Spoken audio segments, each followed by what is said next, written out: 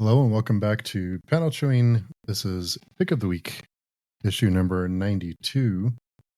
For those of you who are new, thanks for coming by. And for those of you who are returning, thanks for staying with us. Every week we get our stack of books and we read them, and then we come and we talk about them. And at the end, we have a Pick of the Week. And after that, we will be discussing a book that we are reading together, which is the Chris Claremont run of X-Men. It can be found for free on Hoopla or Libby, and you can read along with us. We read 2 issues a week, and every week we come and we talk about every book, or the 2 books, and so welcome to join us for that. With all that said, Jarrod, how are you doing? I'm doing great. Pretty good week this week, and so it's a lot of good stuff to talk about. Yeah, that's pretty good week. Not too bad.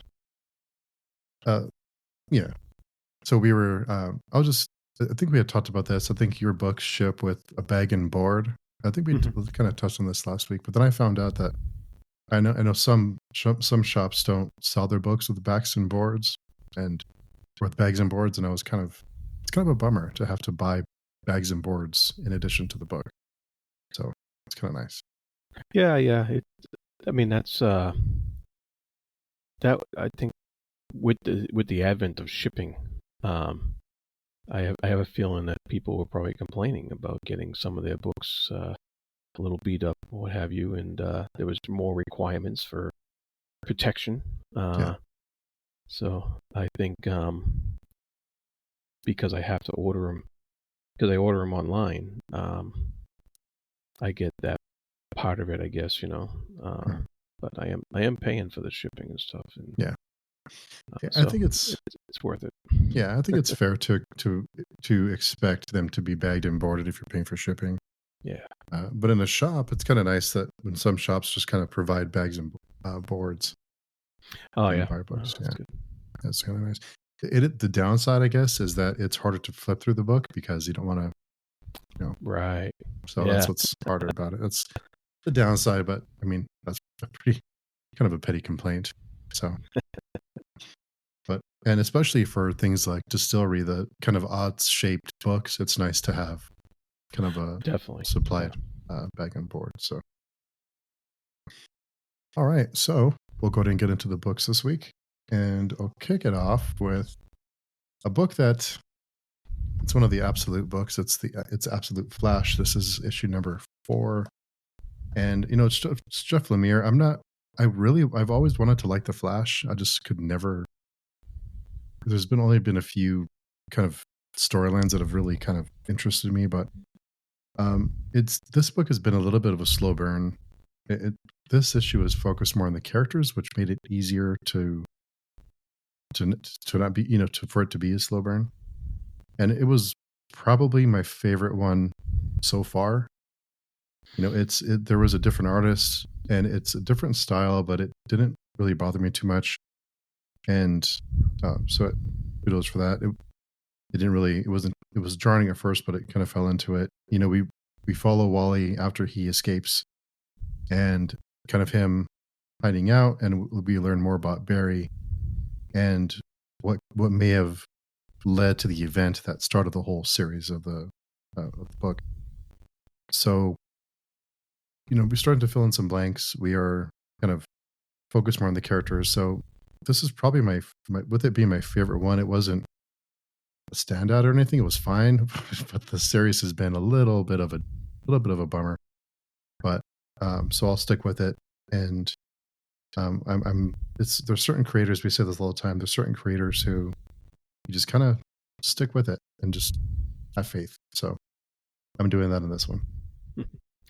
Are there any other DC characters you would like to see the absolute treatment with?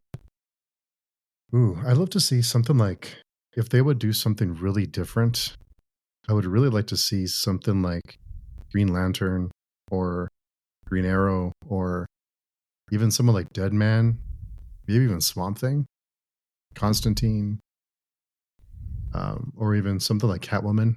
I bet they can do some off the wall stuff with that if they really kind of went forward and did something different and did something more of akin to like Martian Manhunter or kind of really go even like Absolute Superman, kind of really push what the character's about and make it a lot different. So there's a lot of potential there, and with the success of the Absolute line, I'm hoping they make some more.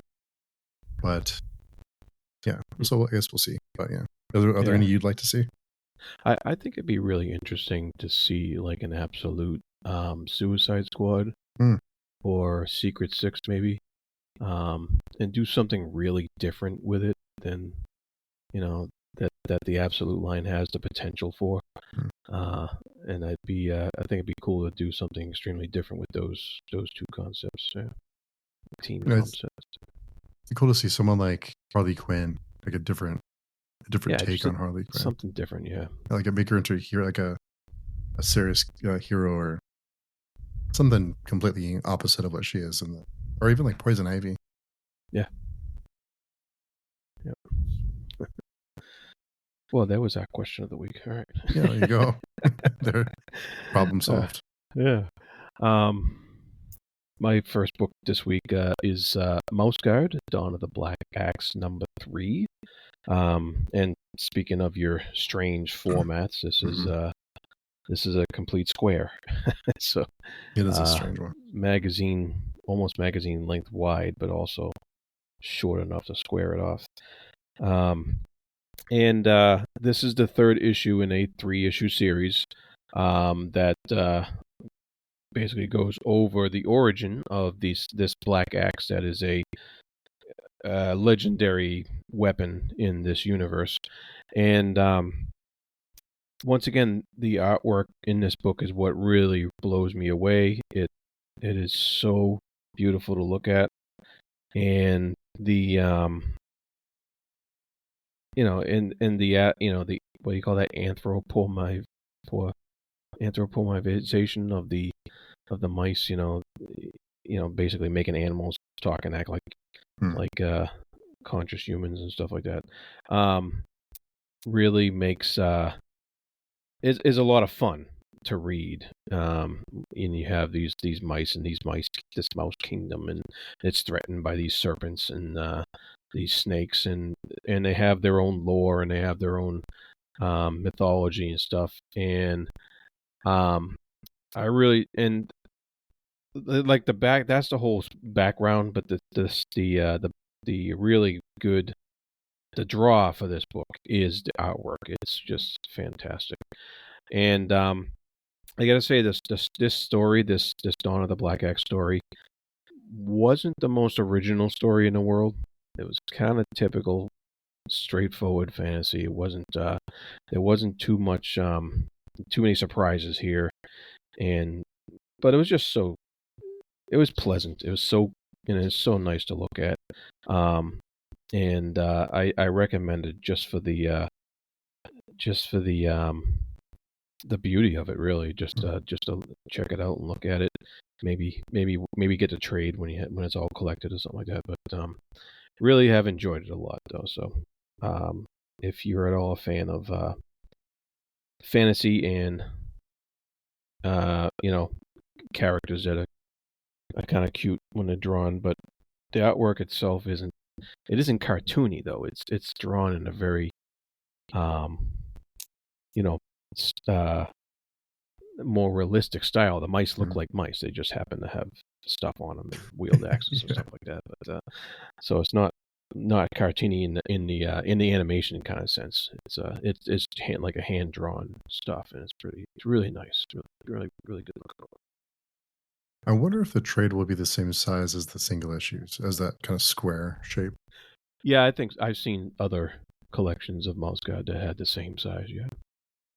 I would imagine they would continue that trend. Interesting. Yeah, because if it gets too thick, it'd be like a mass market paperback. Yeah, sure. Yeah. And I'm not a fan of mass market paperbacks, but yeah, just because I know some books will release in like a web comics, or even some other books that have been different sizes when the trade comes out, like Berserk. They're kind of smaller size, and then when they have the collections of the trades, they'll be in bigger, like like quote unquote normal format. But yeah, I was just curious. So the next one for me is one that I did not know what to expect at all. Kind of came out of left field. It was Benjamin #1. This is by Oni Press. So this one is about a man who wakes up disoriented, not sure where he is. And I don't want to give too much of the story away, but he comes to find out that he's a writer and he may or may not be dead. It's funny. The main character is pretty kind of oblivious and in his own world, literally, and he is just kind of eccentric and goofy and kind of what you would expect a famous kind of like science fiction writer to be, kind of self-absorbed and kind of, little too into himself. So it was really funny. I thought it was just fun. It was a fun story. It was really good artwork, and it's you start to learn more about where he may or may not have come from, kind of why this happened to him, how it's related to his books, and yeah, all of it is pretty. It was a good time. I had a lot of fun with it. It almost made my pick of the week, but it just got edged out a little bit. But yeah, Benjamin #1. Yeah, it was a kind of a breath of fresh air. Yeah, that's cool. Excellent. I love when you get those. Yeah. Next up, I have The New Gods, #7. Continuing this surprisingly great series so far. I was a little worried going into this issue because the JLA, the Justice League, is fully involved now in at least this part of the story, and so I was concerned, just based upon the cover and based upon flipping through it. I was like, oh, here we go. I see Green Lantern, I see Superman, I see Wonder Woman, all the heavy hitters there, and I was just, that was my fear when we when I first started the DC book, because I was looking for something different. I got it. It was really, really, it's been really, really cool up to this point. But in spite of the crossover, I think the writer handled it very well. And I didn't like, I'm not a fan of the crossing over, but if you had to do it, then I guess he did it the best way possible, I should say. Nice. And it was pretty neat because in this issue, the story starts to change, and we start to see different factions on Earth come out and amongst the New Gods themselves, and a little bit of some people have different ideas than others, and where to go next with this storyline, and how they want to approach their situations. And so I liked how that was mixed up, and I like some of the stuff going on in the background that people don't realize, the main players don't realize is happening. And I thought there was a couple of touching moments, and so it was a well done issue, and I am still optimistic for the next one, and hopefully, I'm hoping this phase of it, like the Justice League, eventually gets phased out, like they do what they came to do, and then we move on, and then we continue with our focus on the New Gods characters. But it really wasn't bad, considering that's its only drawback, is the crossover aspect. The artwork's still solid, and the writing is really good. So a lot of I believe it's still Ram V, right? Is the writer? Yeah. Yes, it is. Yep. V and Cable, I think, is the artist. Yeah. Really? Yeah. I fell off that one, but I had to catch back up. I was enjoying that one a lot. Yeah. So the next one for me is Exquisite Corpses #2 by Image Comics. From what I understand, is the first issue did really, really good.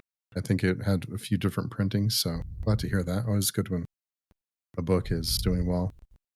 So in the second, so the setup for this series is the mega rich, all these different families that are very powerful. They pick a small town, they close it off, and then they pretty much they choose like a champion, and they let their champions loose in this town, and whoever is standing last, whoever's champion standing last, and that person gets to be like ruler for a certain amount of time. That's kind of, so it's like a Hunger Games, Running Man kind of mismatch, kind of the Purge, kind of a lot of different ideas going on here. And some of the champions are pretty off the wall. Some of them are really over the top. So it does kind of play with all those different ideas. So in this issue, the combatants start to make their way through the town. They start to make contact with the people in the town, and it's reminding me of a horror movie. Like the beginning of a horror movie when you can tell that things are really about to get wild. It's right on the verge of things are about to get really crazy. A couple of the champions are already dead. So the part I find most interesting though with this book is the families who are betting on these champions. They are making backroom deals and plotting against each other, sometimes to their own detriment, to get to someone else. So there's lots of deals going on in the back, and that to me is more intriguing than people fighting in a town, which is fun, but the extra element makes it more interesting, I think, and makes it kind of, gives it a different level. So yeah, it was fun. It was good. I mean, I do like the political intrigue, all these different families and what they're up to, and the dumb stuff they're up to. So yeah, I'll continue this one. I think I'm not sure that I'm as crazy about it as a lot of people are, but it's a fun book, so I'll continue. Cool. And I'll be finishing off today Blood Brothers Mother with issue number 4 from Distillery Comics, and by Azzarello and Rizzo. And this issue continues the excellent artwork by Rizzo, and the storyline starts to all come together. There's, as typical in an Azzarello and Rizzo comic, there's a lot of fighting going on in this one. But he manages to intersperse that fighting with some really, really great touching moments, and some really cool, insightful stuff. I mean, this was a tough choice this week because this one was almost my pick. It was a battle in my head, anyways. But the whole theme of this series and this issue seems to be revolving around that violence. And the question that came up in this issue especially was, is a gun too heavy to carry? And it has nothing to do with the actual ounces and how much it weighs. Is it a heavy burden just to have one, and what it symbolizes and what it means?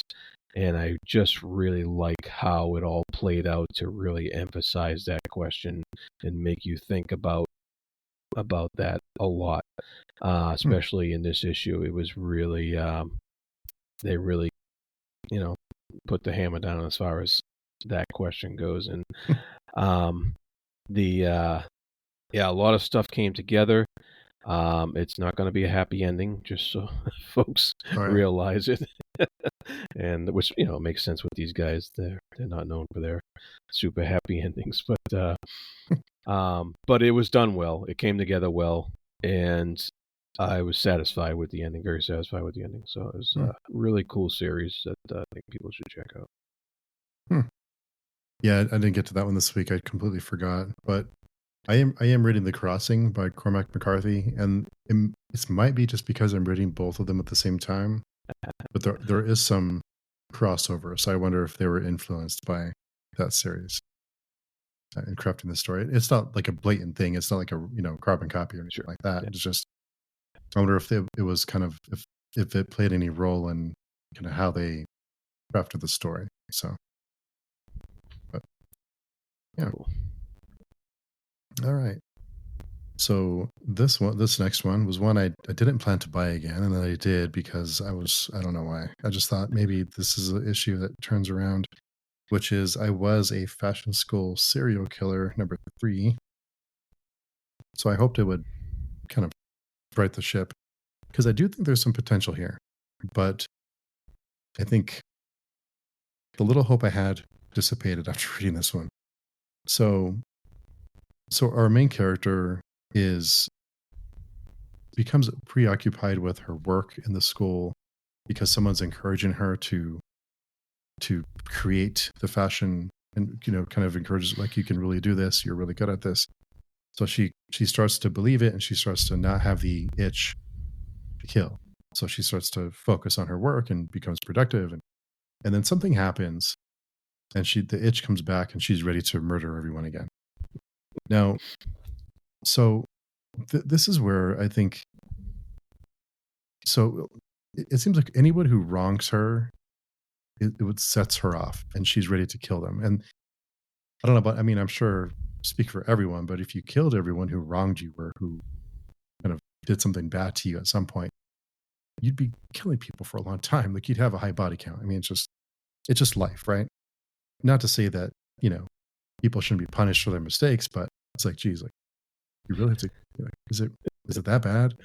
So but he did that bad, you have to kill him. So, the thing that made me think about, I think, with something like, and I have to compare it to Dexter because it's hard not to, but Dexter had a code, right? So he had, those of you who haven't seen Dexter, this isn't a spoiler.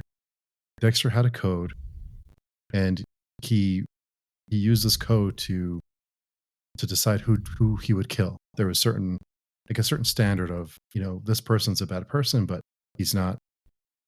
This person isn't enough. He hasn't done enough for me to murder him. And that made him killing people more interesting, and it kind of fleshed out the character because he stood for something. There was a reason he was killing people, and there were certain benchmarks, right? And he was careful with who he killed, and he was careful about cleaning up after himself and all that kind of stuff. Our main character here seems pretty. I mean, I don't know. It seems she doesn't really have a code. Doesn't really have a rules to live by, and it's just kind of, whenever someone pisses you off, like, let's kill him and skin him and make designer clothes out of him. So that's just not, the story isn't just, it's lacking those things. I think what makes it fun for some people, or what I could see be fun for some people, is to relate to you being wronged in real life and say, oh, I wish I could have, like, murdered that person when he did this horrible thing to me. And in that sense, I guess it's okay, but I think it would, if they fleshed out the character and made her more of a, kind of gave her something that she stood for, instead of just like this merciless killer who killed everyone who was an asshole, then I think it would make the story more interesting. And I think that's where it's lacking, and that's where I just lost interest in it. So, yeah. All right. So no number 4. All right. No, I said that last time, but I mean it this time. Cool. Next up, we got Vanishing Point number 2 that both of us have read. Mm-hmm. And I don't know about you, but this one pleasantly surprised me. Mm-hmm. I wasn't expecting much with the Goofy Jetsons ripoff, and Yeah. and if for people who aren't familiar, if you're young, the Jetsons was a famous cartoon back in the 70s, and maybe went into the 80s, but it portrayed this, super utopian future family that, their biggest problem was their robot might not have made their peanut butter sandwich correctly or something. But and so we basically have this introduction to this tomorrow world that is a ripoff of the Jetsons, and or not a ripoff. I should say it's an homage to the Jetsons, and you're going through the issue, and then they have this friend who it was hilarious because the friend is like the down on his luck kid, and they just can't believe that he's like that. They can't even fathom that he has problems in his life, and it was just the way they approached it was hilarious, I thought. And then of course as it goes on, you find out why. But and there's nice little little bit of twist in the end and stuff like that. So it was it ended up being a fun book to read. I actually liked it better than the first issue, and I am actually kind of looking forward to what they come up with next. Oh, nice. So with this one, I did like the way it concluded. I think there was a lot of details that they added about. Well, I need to be really careful here because the ending, I don't think anyone can see it coming. Like, of course, you know that something's wrong or something's out of place, but I don't know that you really see the ending coming. So, yeah, I think if it would have been a little bit shorter, it would have been much more effective. But what I really like is the artwork and like the colors and the way it really captured the Jetsons, and it, for those of us who have watched the Jetsons, I think it really takes you back and it really makes you feel like you're watching an episode of the Jetsons because of the style and the colors and the brightness, and it just seems it's very on point. But I did not see the end coming at all. you know something's not right, but I did not see that coming, and it was the end, the way it wrapped up was it was pretty brutal. But it was really neat. It was I liked the way that it wrapped up. I thought it was. I think so far that both issues have been pretty heartbreaking in some ways. So I'm a fan. Yeah. There's definitely a it's not like there's a certain low expectation level of hope in here that there's not much at all, and I think the first issue was like that too, but this one really hammers it home, I think, as far as that goes. It's I don't know if you would call it nihilistic or not, but You think you might be able to, yeah, maybe. But yeah, it's hard to go into it further without giving anything away. So yeah, it's a tough one, but yeah. So it's a science fiction horror story, I guess. I Dark don't know. I would science just fiction. call it sci-fi. That bleak, maybe. Bleak, Yeah. yeah, definitely. A good one though. I think it's worth checking out. Yeah, absolutely. Yeah. Absolutely. With that said, yeah, it's time for pick of the week. Yeah. Want to kick us off? All right, yeah. I was waiting for a sound effect. Oh.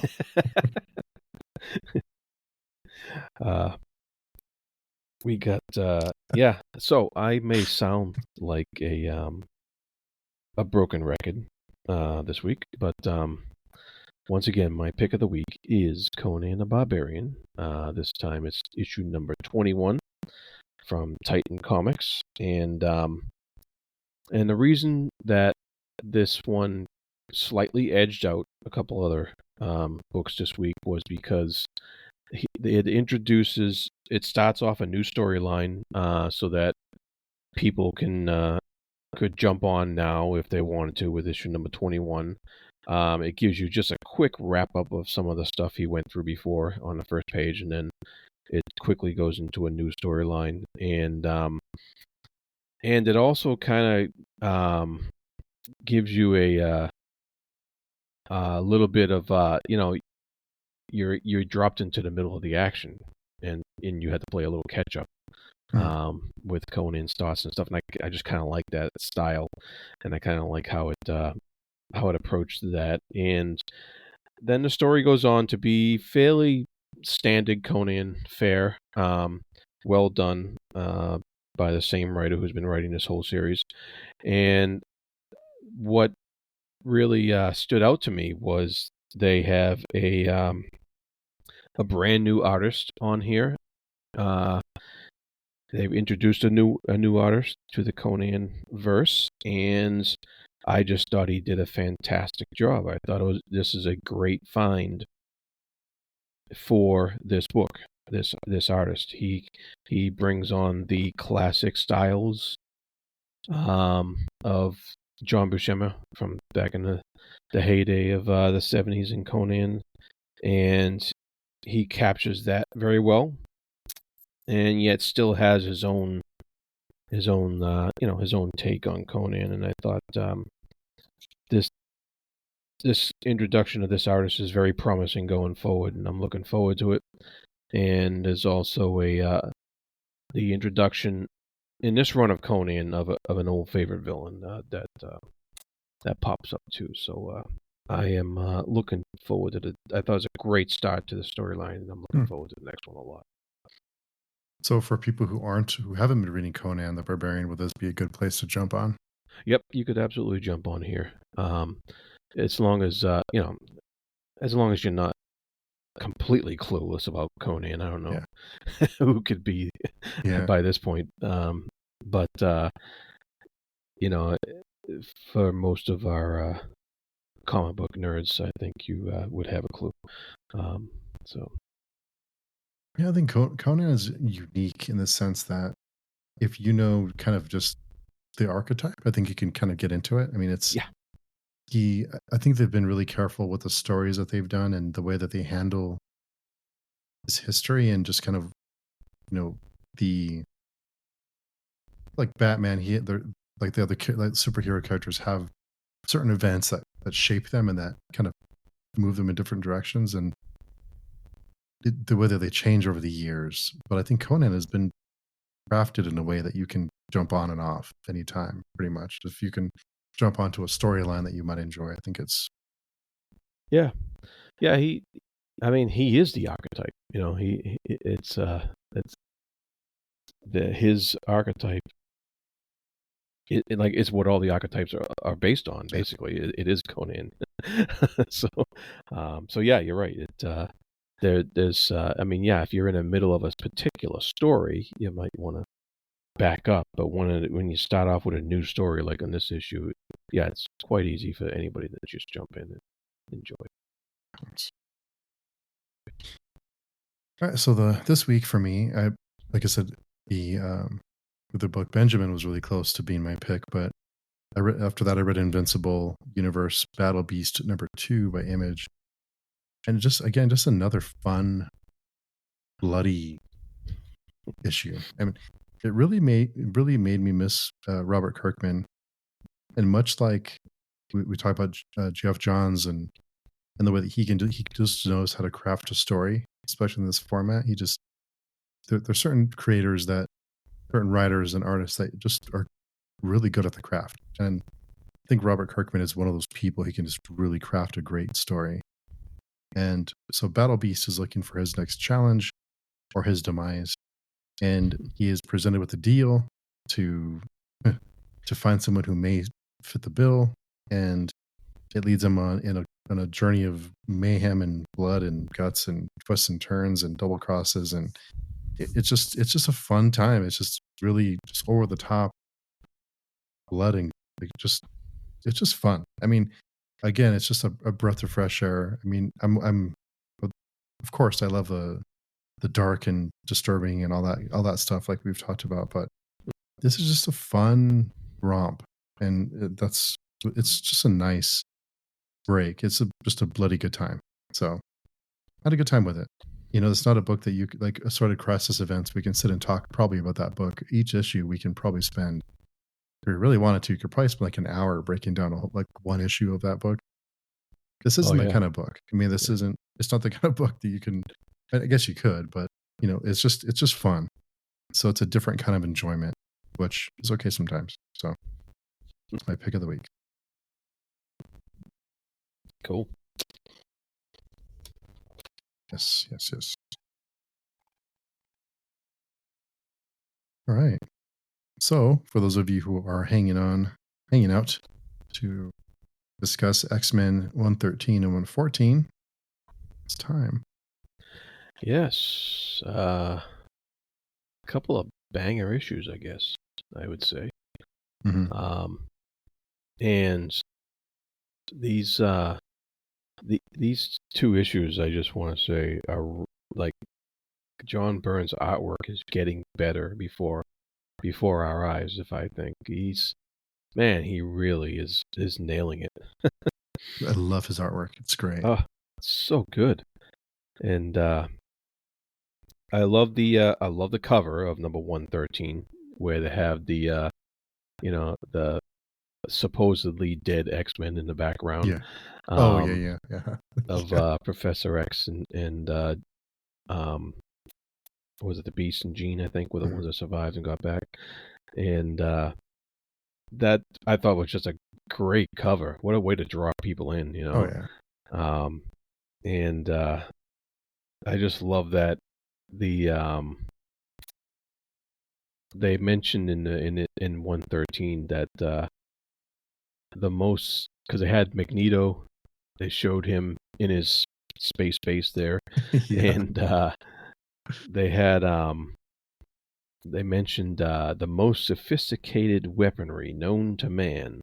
It's no match for mutant power. And I Yeah. was like, wow, that's quite the bold claim there.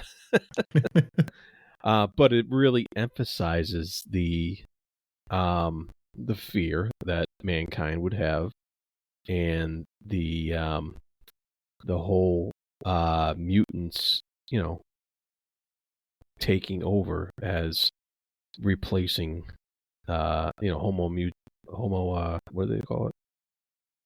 Oh, Homo superior mhm. taking over Homo sapiens. And so that it kind of really throws that out there, and then the they fight Magneto. He goes away when the whole base in Antarctica starts to fall apart. The Phoenix rescues the Beast, because that just happens to be who she was next to, and they I love that ending cliffhanger where they're Yeah. in the snow and the Beast is carrying her and he's got the snow all over him and stuff. It was great stuff. That That was was that cool. That was was fun. cool. Yeah, That was fun. again, we've talked more about, rereading these books and seeing the foreshadowing. And it's not I don't think it's too much of a spoiler, but the Phoenix stuff, the Yeah. anger and the how she's trying to control it and how it kind of overtakes her. I think all that's right. It's making me appreciate these books more. Kind of giving them. Oh yeah. And then then we get into 114 and we introduce again to the Savage Land. And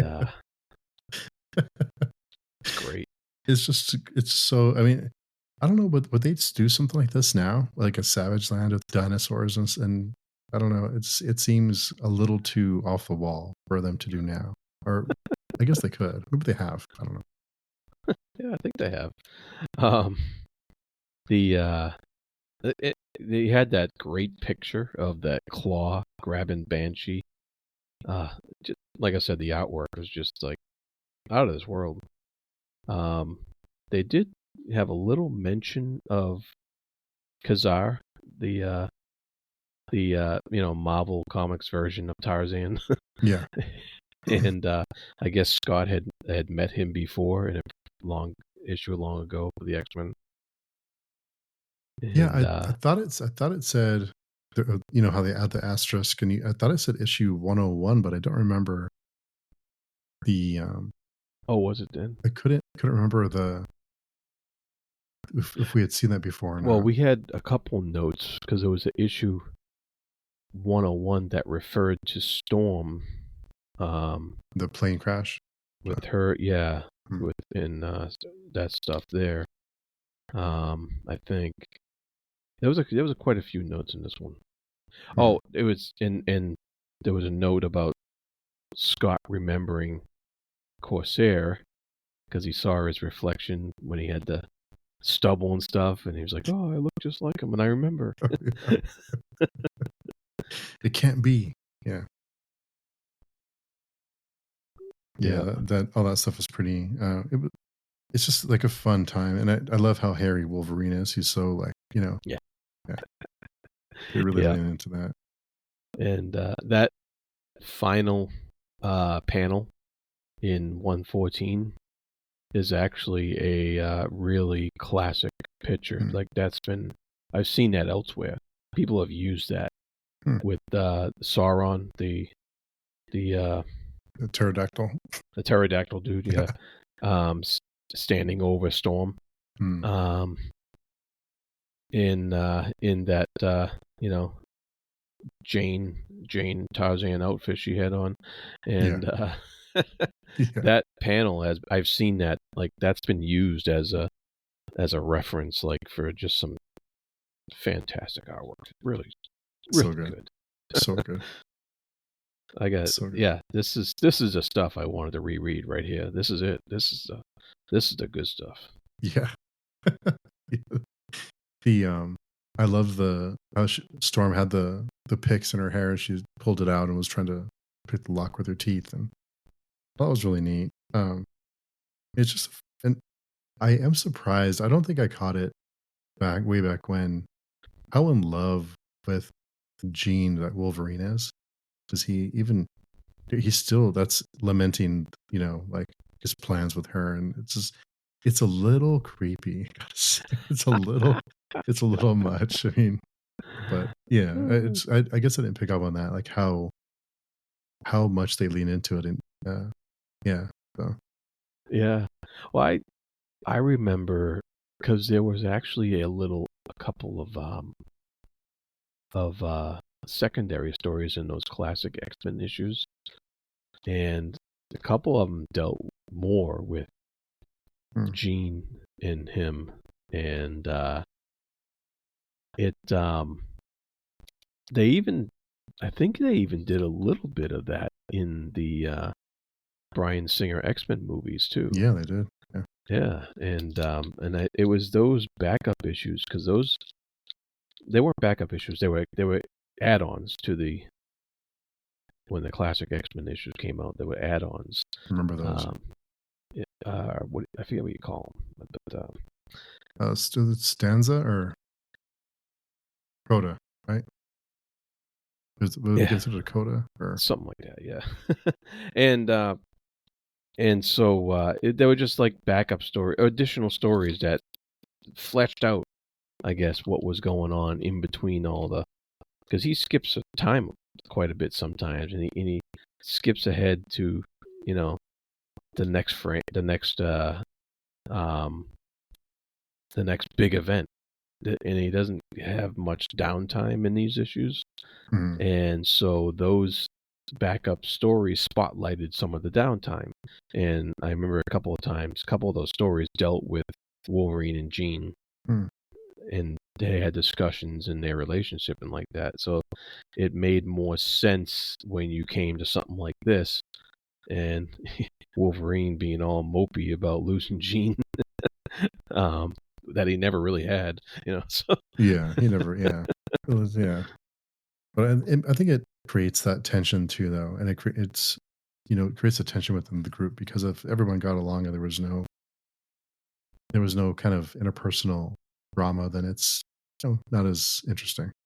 yeah, and you know, and there's always interpersonal drama Oh yeah, in always. every aspect of life. Oh yeah, so for sure. Yeah, so it makes sense. for sure. Fun stuff.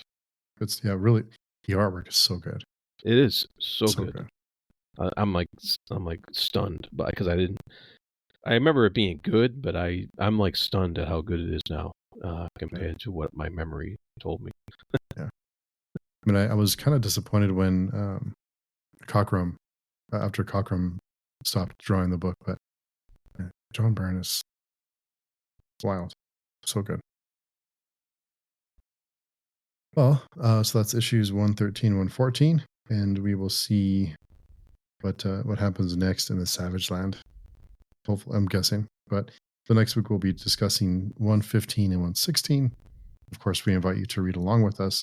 You can rent out the book or borrow the book on Libby or on Hoopla. That is available through your local library if you have a library card, free of charge, and really great service. And if you don't have it, even if you're not going to read these books with us, it's good to have anyway because there's tons of free stuff on those services. It's amazing how much stuff there is there. But so yeah, I think that does it for this week. Unless you have anything else, I am good. Yeah. All right. So, Jarrod, until next time, where can people find you? You can find me on the Fantasy Thinker YouTube channel. You can find me on Speculative Speculation Podcast and plenty of other places here on Page Chewing too. If you check out the forums, lots of read-alongs. So much stuff. Trying to keep up. Yeah. So yeah, find us on pagechewing.com. Join our forum. Check out the book reviews, comic book reviews, movie reviews, all sorts of other stuff. But we post on the blog. Lots of great people posting great stuff there. And yeah, come and check it out. And of course, there is a link in the description below to send a message to us directly. If you'd like to say something or tell us how wrong we are about something, send it away. And yeah, I'd like to hear from you. So until next time, we will talk to everyone very soon. Bye-bye.